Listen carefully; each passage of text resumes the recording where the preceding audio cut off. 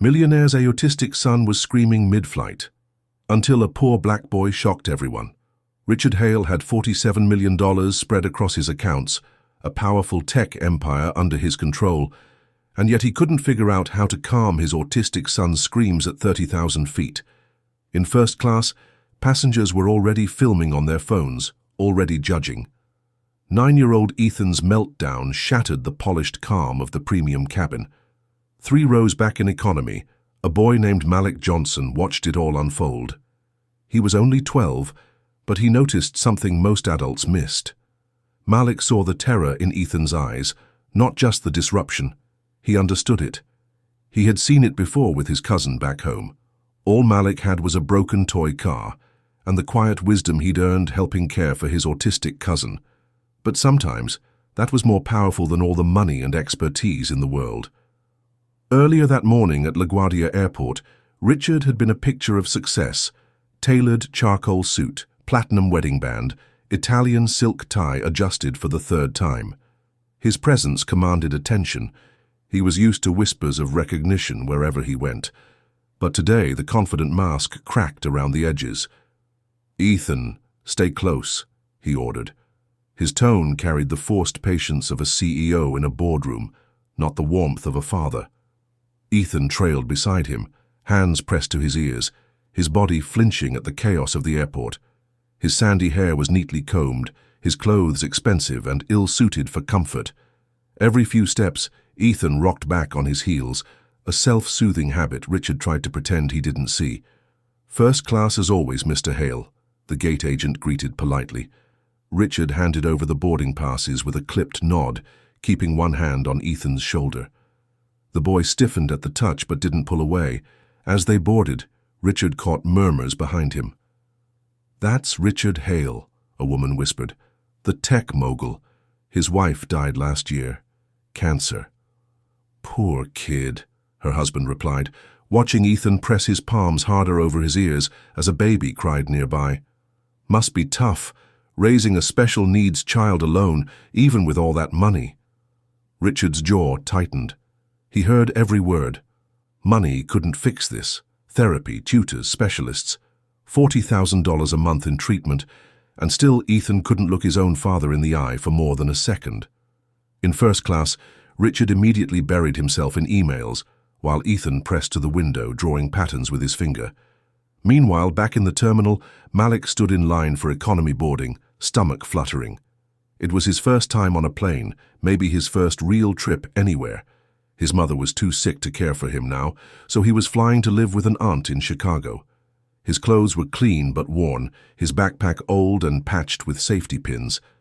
Inside were the things that mattered: a change of clothes, a notebook of drawings, and a handful of toy cars he'd had since he was 5. His mother had prepared him carefully. "You represent our family," she told him with pride despite her weakness. "You hold your head high, Malik. You're just as good as anybody else." Malik's seat was in the back of economy, cramped and noisy. But fate had other plans. A mechanical issue forced a few passengers to be reseated, and a flight attendant moved Malik forward, far forward into premium economy, just a few rows from first class. He couldn't believe his luck. From there, he could see glimpses of the luxury cabin through the curtain, and it wasn't long before everything began to unravel. The safety demonstration began, and for Ethan, the booming announcements felt like drills piercing his skull. He pressed his hands so hard against his ears that his knuckles turned white. A whimper escaped his throat, the early warning sign Richard knew too well. "It's okay," Richard murmured, pulling out noise-canceling headphones he had bought specifically for flights. "Here, put these on." But as he tried to slip them over Ethan's head, the boy thrashed wildly. His hand struck Richard's face, the headphones clattered to the floor, and Richard's calm began to unravel. Passengers were staring. An elderly couple shook their heads in disapproval. The businessman across the aisle muttered about how much he had paid for his seat. From premium economy, Malik watched through the curtain. He recognized the rocking, the flapping hands, the desperate cries. It was just like his cousin Marcus when the world got too loud. "Can't even control his own kid," someone whispered. Richard's voice grew sharp, the same tone he used to close deals. "Ethan, stop. People are watching." The words only made things worse. Ethan's cries escalated into high-pitched screams. He kicked violently at the seat in front of him, his body rigid with panic.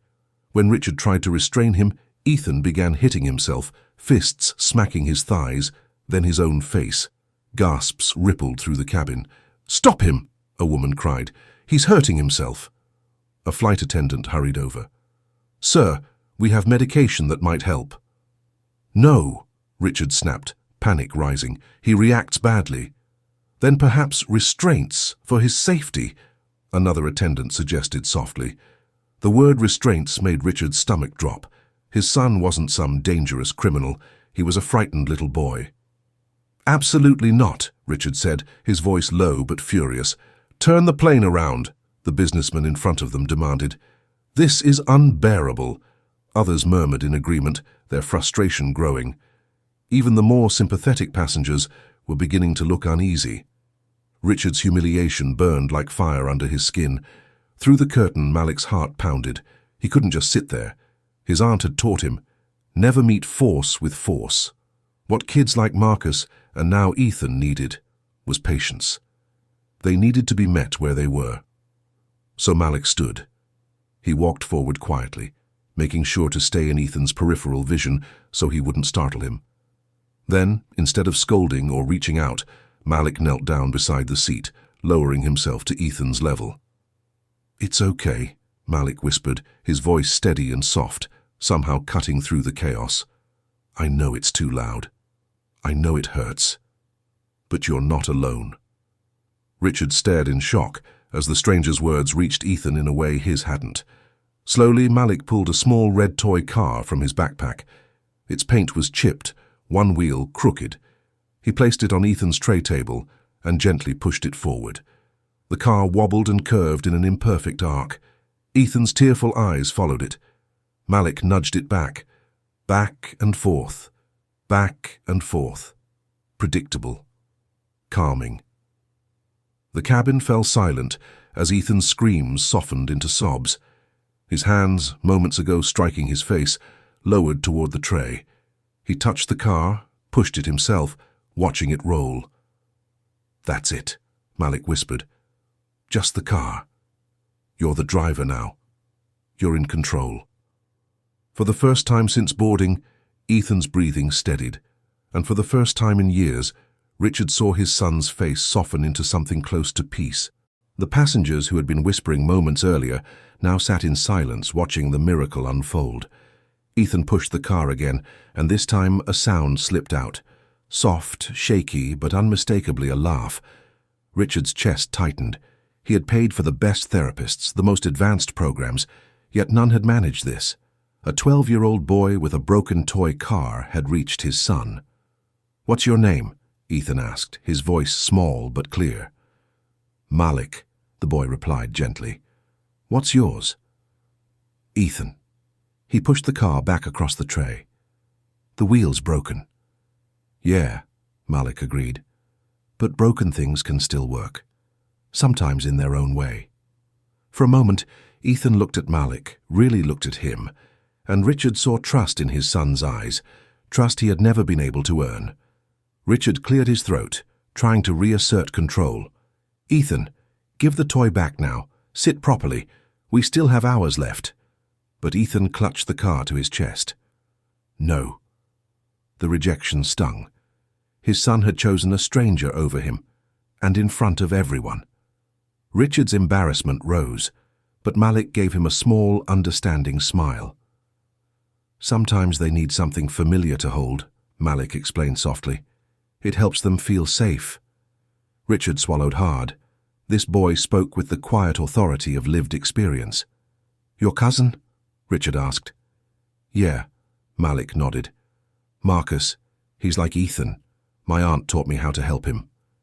Before Richard could reply, Ethan started humming softly. Instead of trying to hush him, Malik hummed along, matching the rhythm.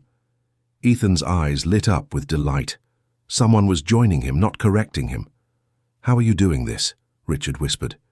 His voice sounded strange, stripped of the usual confidence.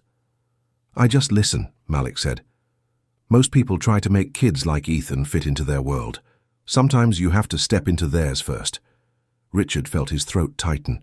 He had been trying to fix Ethan, mold him, direct him, never once considering simply meeting him where he was. The plane hit turbulence, and Ethan tensed immediately. But Malik jumped in quickly, spinning a story about a superhero plane flexing its muscles. Ethan giggled, tension melting away.